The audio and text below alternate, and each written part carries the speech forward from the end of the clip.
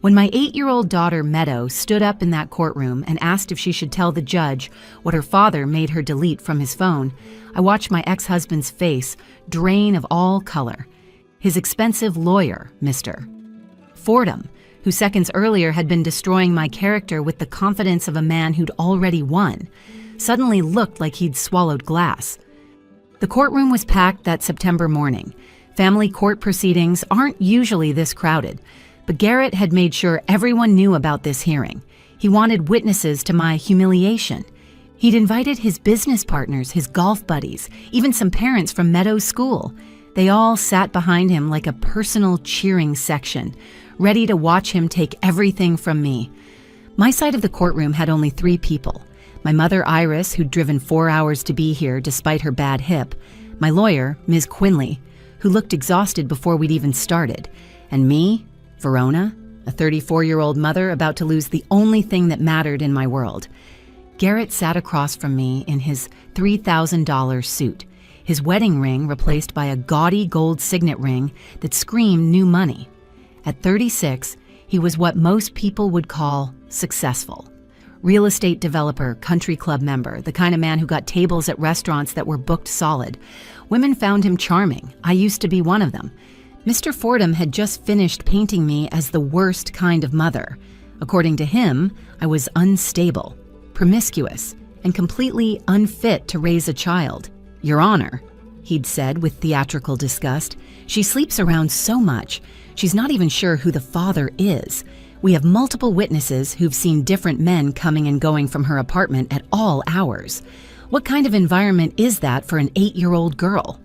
Judge Harmon, a stern woman in her 60s with silver hair pulled back in a severe bun, had looked at me like I was something she'd scrape off her shoe. I wanted to scream that it was all lies, that the men were my brother helping me move, my cousin fixing my broken sink, my elderly neighbor borrowing sugar for his wife's birthday cake. But Miss Quinley had grabbed my wrist under the table, her signal to stay quiet. That's when Meadow stood up. She was supposed to stay seated in the back with my mother, safely away from the ugly words being thrown around like weapons. But my little girl, all 4 feet of her, wearing the purple dress she'd picked out herself that morning, stood up with more courage than anyone else in that room. Mom, should I tell the judge what Daddy made me delete from his phone last night? The words hung in the air like a bomb about to explode. Garrett's lawyer froze mid-gesture. The court reporter's fingers stopped moving. Even Judge Harmon's expression shifted from disdain to sharp attention. Gasps rippled through Garrett's section of the courtroom. His business partner, Mr. Ashford, actually dropped his coffee cup. The parents from Meadow's school started whispering frantically. This wasn't the show they'd come to see. Garrett jumped to his feet so fast his chair scraped against the floor. She's confused, Your Honor. Children say things they don't understand. My ex-wife has obviously coached her. But Meadow wasn't looking at her father. She was looking at me, her brown eyes steady and determined, nothing like the scared little girl who'd come home from his house last night. This was my daughter, brave and true, standing up in a room full of adults who thought they knew everything. Let the child speak, Judge Harmon commanded, her voice cutting through Garrett's protests like a blade through silk. And just like that, the entire case was about to flip on its head. The man who'd orchestrated this whole performance, who'd paid for false witnesses and hired the most ruthless lawyer money could buy, was about to learn that the truth has a way of surfacing, especially when it comes from the one person he'd never expected to speak up. I never imagined I'd be sitting in a custody hearing, fighting for the right to see my own daughter. 6 months earlier, Garrett had filed for full custody, claiming I was an unfit mother. The man who once promised me the world was now trying to take away the only thing that mattered, Meadow. Our story started 12 years ago at a marketing conference in Chicago. Garrett was charming, ambitious, everything I thought I wanted. He pursued me with the kind of intensity that makes you feel like the only woman in the world. Flowers showed up at my office every Monday. He'd drive 2 hours just to have lunch with me. When he proposed after 8 months, everyone said I was the luckiest woman alive. You sure about this guy? My mother Iris had asked me the week before our wedding. We were having coffee at her kitchen table, the same one where she'd taught me to read when I was 5. There's something slippery about him, honey, like he's always performing, never genuine. Mom, you just don't know him like I do, I'd responded, showing her the massive engagement ring that I now realize was more about impressing others than expressing love. He's going to give me a beautiful life. And for a while, he did. We bought a house in the suburbs with a perfect lawn and a 2-car garage. Garrett's real estate business exploded. We joined the country club. I got pregnant with Meadow, and Garrett threw a gender reveal party that probably cost more than some people's weddings. Everyone said we were the perfect family. The cracks started showing when Meadow was 3. Garrett would say he was working late, but his clothes would smell like perfume that wasn't mine. He'd guard his phone like it contained nuclear codes. When I asked about it, he'd turn it around on me. You're being paranoid, Verona. This jealousy is really unattractive. Maybe you should talk to someone about your insecurity issues.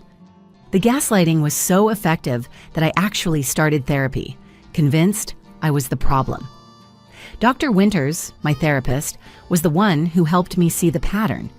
Verona, she said during one session, when someone consistently makes you doubt your own perception of reality, that's not love, that's manipulation. The evidence came by accident. Garrett had left his iPad at home, still logged into his email. I was looking for Meadow's school schedule when I saw the credit card statements he'd hidden from me. Hotel charges in the middle of the day, jewelry purchases I'd never received, restaurant bills for 2 when he was supposedly at business dinners with clients. I confronted him on a Tuesday night after Meadow was asleep. He was in his home office working on another big deal. I spread the printed statements across his desk like playing cards revealing a losing hand. These are misunderstandings, he said, without even looking up from his computer. The hotels were for client meetings. The jewelry was for my mother's birthday. You're seeing things that aren't there because you want drama in your life. Your mother's birthday was 3 months ago, Garrett, and she's allergic to gold. This receipt is for gold earrings. That's when his mask finally slipped. Fine, he said, leaning back in his leather chair with a cold smile. What are you going to do about it? Leave? Take Meadow and go where? With what money? You haven't worked in 5 years. You have no savings. No court is going to give custody to an unemployed mother with mental health issues. I don't have mental health issues. You're in therapy, aren't you? That's documented, and I've been keeping track of every mistake you make with Meadow. Every time you're late for pickup. Every time you let her eat junk food. Every time you lose your temper. I have a file, Verona. I've been building it for 2 years. The revelation hit me like ice water. While I'd been trying to save our marriage, he'd been planning to destroy me. That night, I took Meadow and went to my mother's house. Garrett didn't try to stop us. He was already calling his lawyer. The divorce was brutal but quick. Garrett wanted it over before I could dig deeper into his affairs. I got minimal alimony, just enough to rent a 2-bedroom apartment in a decent school district. We agreed to joint custody, but I could see in his eyes that this was just the beginning. 3 months after the divorce was finalized, I was served with papers. Garrett was seeking full custody, claiming I was an unfit mother. The man who'd seen Meadow maybe 10 hours a week during our marriage suddenly couldn't bear the thought of her living with me. It wasn't about love. It was about winning, about punishing me for daring to leave him. And now, here we were, in this courtroom, with him trying to erase me from my daughter's life completely. The custody hearing was scheduled for a Thursday morning in September. Garrett had hired Fordham and Associates, the most aggressive family law firm in the state. I had Miss Quinley, an overworked public defender who, despite her best efforts, was clearly outmatched. She'd warned me during our first meeting that this would be an uphill battle. Your ex-husband has resources, she'd said, shuffling through papers in her cluttered office. He's hired private investigators, expert witnesses, even a child psychologist who's prepared to testify that children do better in homes with financial stability. We need to be prepared for them to play dirty. I just hadn't realized how dirty they'd play. The night before the hearing, Garrett had exercised his visitation rights. When he brought Meadow back at 8 o'clock, she seemed different. She walked past me without her usual hug and went straight to her room. When I followed her, I found her sitting on her bed, still wearing her coat. Sweetheart, what's wrong? I sat beside her, noticing how she wouldn't meet my eyes. "Daddy says I should tell the judge I want to live with him," she whispered, picking at a loose thread on her purple comforter. "He says you might go away if I don't. He says you might have to move somewhere far away where I can't visit." My heart broke, but I kept my voice steady. "Meadow, listen to me. Tomorrow, the judge wants to hear the truth from you, not what Daddy wants, not what I want, but what you really think and feel. Nobody's going away, baby. I promise you that. But Daddy said if I'm good and say the right things, he'll buy me a pony and we'll go to Disney World. He let me look at pictures of the castle on his phone." "What else did you look at on his phone?" I asked, noticing how she suddenly tensed. "Nothing." "I didn't see anything else. Daddy said I didn't see anything else." That should have been my warning sign, but I was too focused on comforting her to really hear what she was saying. The next morning, the courtroom was intimidating with its dark wood panels and high ceilings that made every sound echo. Garrett sat across from me, wearing his expensive charcoal suit, looking every inch the successful, stable parent. He'd even gotten a conservative haircut for the occasion. I'd worn my only professional outfit, a navy blazer I'd bought at a thrift store and black pants that were a little too short. His side of the courtroom was packed with his supporters. My side had my mother, who kept reaching over to squeeze my hand, and Miss Quinley, who was frantically reviewing her notes one last time. Judge Harmon entered, and everyone rose. She looked like the kind of woman who'd heard every excuse, every lie, every sob story, and was thoroughly done with all of it. Her eyes swept the courtroom before settling on me with what already looked like disapproval. Mr. Fordham stood up first, his voice filling the room with practiced authority. "Your Honor, we're here today because my client, Mr. Garrett, is deeply concerned about his daughter's welfare. Miss Verona has shown a pattern of instability that makes her unsuitable as the primary custodial parent." "Objection," Ms. Quinley said, but her voice sounded thin compared to Fordham's booming confidence. "That's an unfounded characterization." "I'll allow it," Judge Harmon said. "Continue, Mr. Fordham." "Thank you, Your Honor." "We have evidence that Miss Verona has been unable to maintain steady employment since the divorce. She's had 3 different jobs in 6 months. She's moved twice. And most concerningly, she's exposed the child to multiple male visitors at inappropriate hours." I wanted to scream. The 3 jobs were because I was trying to find something with hours that worked with Meadow's school schedule. The moves were because the first apartment had black mold, and the second was all I could afford after Garrett mysteriously forgot to pay child support for 2 months. "Furthermore," Fordham continued, his voice getting louder and more theatrical, "we have witness statements from neighbors who report seeing different men coming and going at all hours. Your Honor, to be quite frank, she sleeps around so frequently she's not even sure who the father is. Is this the environment we want for an impressionable 8-year-old girl?" The words hit me like physical blows. The different men were my brother Holden, helping me move furniture at 10 at night because he worked during the day, my cousin Felix, who came over on a Sunday morning to fix my sink, Mr. Chen, my 70-year-old neighbor who sometimes borrowed sugar for his diabetic wife. Judge Harmon looked at me with barely concealed disgust. "These are serious allegations, Mr. Fordham. Do you have these witness statements?" "Right here, Your Honor." Fordham produced a stack of papers with a flourish. 3 separate neighbors, all reporting the same concerning behavior. I recognized one of the names immediately. Mrs. Patterson, who lived 2 doors down and had mysteriously started driving a new car last month. Another was Mr. Davies, whose son worked at Garrett's company. The third I didn't recognize at all, which meant Garrett had probably paid someone to lie completely. "Completely fabricated, Your Honor," Miss Quinley interjected, but she sounded defeated already. Garrett leaned back in his chair, that small, satisfied smirk playing at his lips that I'd learned to hate during our marriage. He'd orchestrated this perfectly, every detail planned, every lie precisely crafted to destroy me. I was about to lose everything. I could see it in Judge Harmon's expression, the way she shuffled papers with finality, the slight shake of her head as she reviewed the witness statements. Miss Quinley was frantically flipping through her notes, but we both knew we were outgunned. She'd tried her best, but public defenders don't win against Fordham and Associates. My mother grabbed my hand under the table, squeezing so hard it hurt. I could feel her trembling. She'd sold jewelry to help me pay for groceries last month, and now she was about to watch me lose Meadow anyway. The injustice of it all made my chest feel like it might explode. Fordham was still talking, each word another nail in my coffin.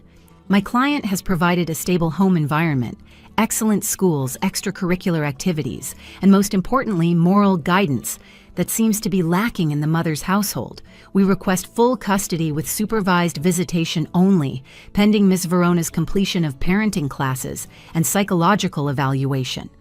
Psychological evaluation. The final humiliation. Garrett knew exactly what he was doing.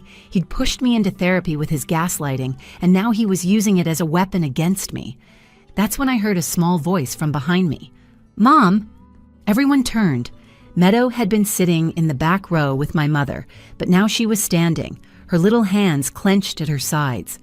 She was wearing the purple dress she'd insisted on that morning, the one with tiny butterflies on the collar that she said made her feel brave.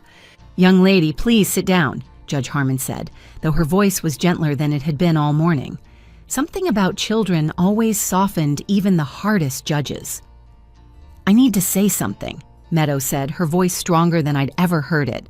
"Mom, should I tell the judge what Daddy made me delete from his phone last night?" The courtroom went completely silent. You could have heard a pin drop. Garrett shot up from his chair so fast it scraped against the floor with a shriek that made everyone flinch. "She's confused, Your Honor. Children say things they don't understand. My ex-wife has obviously coached her to say this." But Meadow wasn't backing down. She took a step forward, then another. "Nobody coached me." "Daddy's lying. He lies a lot." "Meadow, sweetheart, sit down," Garrett said, his voice carrying a warning that made my maternal instincts flare. "Remember what we talked about?" "Yeah, I remember," Meadow said, turning to face him directly. "You said if I didn't delete those videos and keep quiet, Mommy would go to jail and I'd never see her again. You said I'd have to live with Grandma Patricia, and she doesn't even like kids." Gasps filled the room. Garrett's business partner, Mr. Ashford, actually stood up and left. Two of the school parents started whispering frantically. This wasn't the victory celebration they'd come to witness. Judge Harmon raised her hand for silence. "Let the child speak. Come here, sweetheart." Meadow walked forward, passing her father without looking at him. She stood between the two tables, small but determined, her chin raised in a gesture I recognized as pure defiance. She got that from me. "Tell me what happened last night," Judge Harmon said, her voice kind but serious. "I was at Daddy's house for visitation," Meadow began, her words clear and careful. "He went to take a shower and left his phone on the coffee table. It kept buzzing with messages. I thought it might be Mom trying to check on me, so I looked." "What did you see?" the judge asked. "Videos. Daddy was in them with Miss Brinley, his secretary, the one who always smells like too much perfume and calls me kiddo, even though I told her I don't like it. They were doing grown-up things, kissing and other stuff I'm not supposed to see." Fordham jumped up. "Your Honor, this is hearsay, a child's imagination. Without evidence—" "There were more videos," Meadow continued, ignoring the interruption. "Daddy with Miss Jenna from his gym, and another lady I don't know with really blonde hair. All recent, all on our couch. Mom's old couch, the one she picked out when they first got married." I felt sick. That couch where I'd nursed Meadow as a baby, where we'd had family movie nights, where I'd thought we were building a life together. "When Daddy came out of the shower, he saw me with his phone," Meadow continued. "He got really mad at first, then really nice, which was scarier. He said I had to delete everything right away and never tell anyone. He said if I was a good girl and kept the secret, he'd buy me a pony and take me to Disney World. But if I told anyone, especially Mom or the judge, Mom would get in big trouble and have to go away forever." "Did you delete the videos?" Judge Harmon asked. "He made me do it while he watched." But I remembered something Mom taught me about computers. Nothing's ever really gone forever. You told me that when you were warning me about being safe online. You said even deleted things can come back. My brilliant, brave daughter. I'd given her that internet safety talk 6 months ago, never imagining it would matter in a custody hearing. "Mr. Garrett," Judge Harmon said coldly, "Do you still have this phone?" Garrett's face had gone from red to white to gray. "I want to speak to my attorney privately, Your Honor." "You'll answer the question." "Do you have the phone?" "I have the phone," Garrett admitted, his voice barely above a whisper. His hands were shaking as he reached into his suit pocket. The confident real estate developer who'd walked in here like he owned the place was crumbling before our eyes. "Bailiff, please confiscate Mr. Garrett's phone as evidence," Judge Harmon ordered. "Get our technical analyst in here immediately. Even deleted files can be recovered with the right tools." "Your Honor, this is highly irregular," Fordham protested, but even he seemed to realize the ship was sinking. His theatrical confidence had evaporated, replaced by the nervous energy of a man watching his case implode. "We need time to verify the authenticity of any supposed evidence." "What we need, Mr. Fordham, is the truth," Judge Harmon shot back, "something that seems to have been in short supply in your presentation today. Sit down." The bailiff took Garrett's phone and left the courtroom. Those next 45 minutes felt like hours. Garrett kept trying to whisper to Fordham, who kept shaking his head and pushing him away. The school parents who'd come to support him were already heading for the exits. Nobody wanted to be associated with what was coming. Meadow came to sit with me while we waited. I wrapped my arms around her, feeling her small body trembling slightly. "You did the right thing, baby," I whispered into her hair. "I was scared," she whispered back, "but I kept thinking about what you said, that the truth is always better than a lie, even when it's hard." My mother reached over and stroked Meadow's hair. "Bravest thing I've ever seen," she said quietly. "Your grandfather would have been so proud. He always said the truth has a way of coming out, usually when liars least expect it." The technical analyst returned, a young woman with glasses and a tablet in her hand. She whispered something to Judge Harmon, whose expression darkened even further. The judge reviewed the tablet for several long minutes, her face cycling through disgust, anger, and finally, cold fury. "I'll hear from the analyst now," Judge Harmon announced. The analyst took the witness stand. "Your Honor, we've recovered multiple deleted videos from the past week, all of an explicit nature, featuring Mr. Garrett and 3 different women. The metadata shows they were deleted last night at 9:47 p.m. from the main photo library." "Can you confirm the location where these videos were taken?" "Yes, Your Honor. The GPS data embedded in the files shows they were all taken at Mr. Garrett's residence. The timestamps indicate they were recorded on various dates over the past 2 months, all during times when Mr. Garrett had custody of the minor child." My stomach turned. While Meadow was in the house, while my baby was sleeping down the hall, her father was filming his affairs in the living room. "But that's not all, Your Honor," the analyst continued, swiping through her tablet. "There are also multiple text messages and emails between Mr. Garrett and Mr. Fordham discussing litigation strategy. I'll read one dated 3 days ago. We need to destroy Verona's credibility by any means necessary. The neighbor statements are arranged. Make sure to emphasize the promiscuity angle. Judges hate loose mothers." The courtroom erupted. Miss Quinley actually smiled for the first time all day. Fordham's face had gone from white to green. "There's more," the analyst said. "Payment records showing $5,000 transfers to 3 individuals whose names match the witnesses who provided statements against Ms. Verona. The memo lines read, 'consulting fees,' but the timing suggests these were payments for false testimony." "Your Honor, I need to recuse myself," Fordham said, standing up so fast he knocked over his water glass. The liquid spread across his papers, soaking through his carefully prepared lies. "You'll do no such thing," Judge Harmon snapped. "You'll sit there while I decide whether to report you to the Bar Association for subornation of perjury and conspiracy to commit fraud upon the court." She turned to Garrett, who looked like he might faint. "Mr. Garrett, not only have you committed perjury, but you've also involved your minor child in destroying evidence, exposed her to inappropriate material, and attempted to manipulate her testimony through bribery and threats. The court finds these actions reprehensible and potentially criminal." "Your Honor," Garrett started, but she cut him off with a raised hand. "I'm granting full custody to Ms." Verona immediately with supervised visitation only for you, pending a full psychological evaluation and completion of parenting classes. The evaluation will be done by a court-appointed psychologist, not one of your choosing." She turned to me, and her expression softened considerably.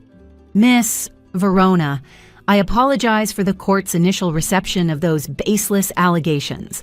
The record will reflect that you've been an exemplary mother under extraordinarily trying circumstances. Your daughter's courage today is a testament to the values you've instilled in her." Meadow ran to me, and I caught her in my arms, both of us crying now. Happy tears, relieved tears, tears that washed away months of fear and uncertainty.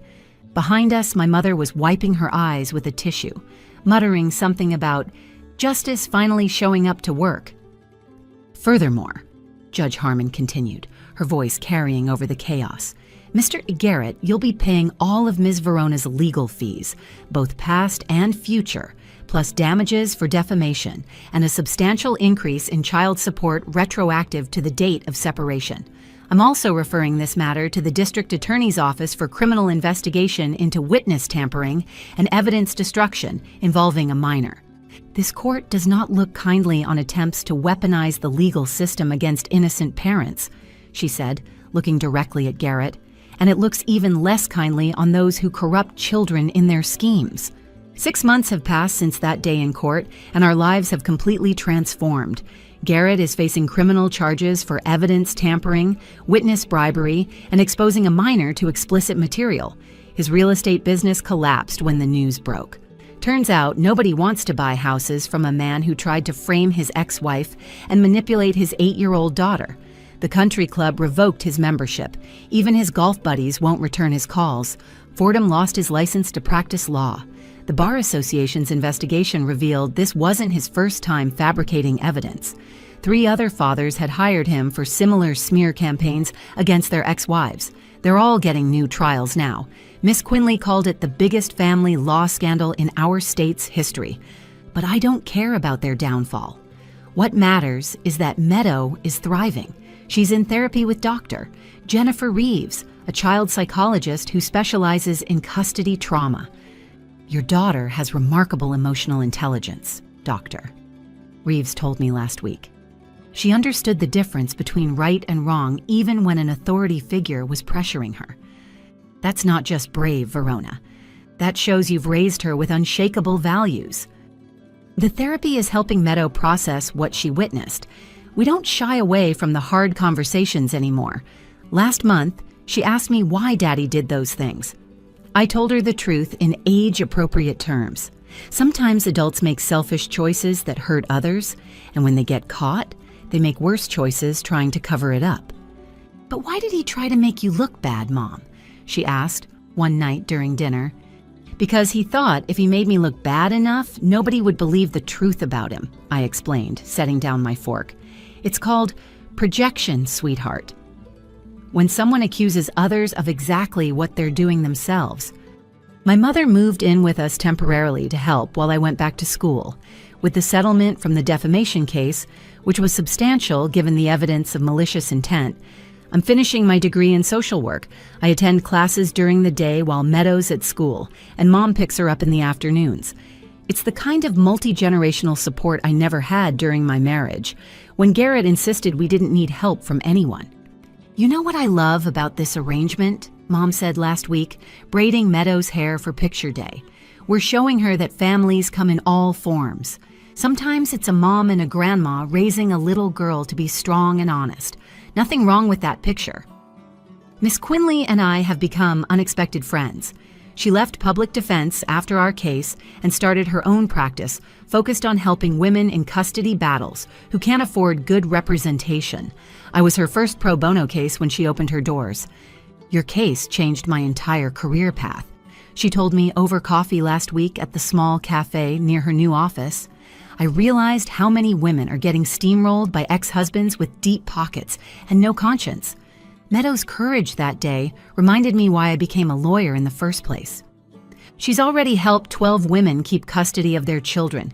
She named her practice Truth Speaks and keeps a framed photo from our Victory Day in her office. It shows Meadow standing tall in her purple dress, the butterfly collar visible, looking like the tiny warrior she became that day.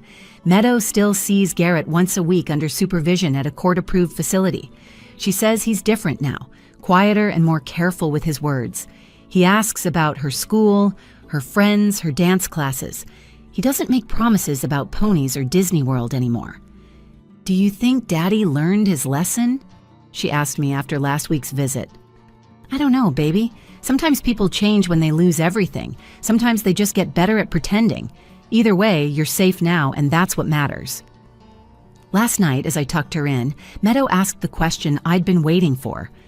"Mom, did I do the right thing in court? Sometimes I feel bad that Daddy got in trouble." I sat on the edge of her bed, smoothing her dark hair. "You told the truth when it was really hard to do. That's not just the right thing, sweetheart. That's the brave thing. And sometimes, telling the truth means people face consequences for their actions. That's not your fault. That's their responsibility." She thought about this for a moment, then smiled. "Mom, I never really wanted a pony anyway. They're a lot of work, and our apartment doesn't have a yard." We both laughed, and in that moment I realized that sometimes the most powerful truth comes from the smallest voices. Meadow had saved us both that day, simply by refusing to keep a secret that wasn't hers to keep. She taught me that courage isn't about being fearless. It's about speaking up even when powerful people want you to stay silent. It's about choosing truth over bribes, integrity over easy rewards. My 8-year-old daughter stood up to her father, his expensive lawyer, and a room full of adults who thought they knew better. She changed everything with one question. Should I tell the judge? The answer will always be yes. Tell the truth. Let it destroy what it needs to destroy. Let it save what it needs to save. Because in the end, the truth is the only thing that sets us free. If this story resonated with you, if you've faced your own battles in family court or know someone who has, please share this video. Your story matters, and you're not alone. Like this video if you believe in the power of truth, leave a comment with your thoughts or your own experiences. And don't forget to subscribe to our channel for more real-life stories of courage, justice, and triumph over those who try to silence us. Together, we're stronger than any lie.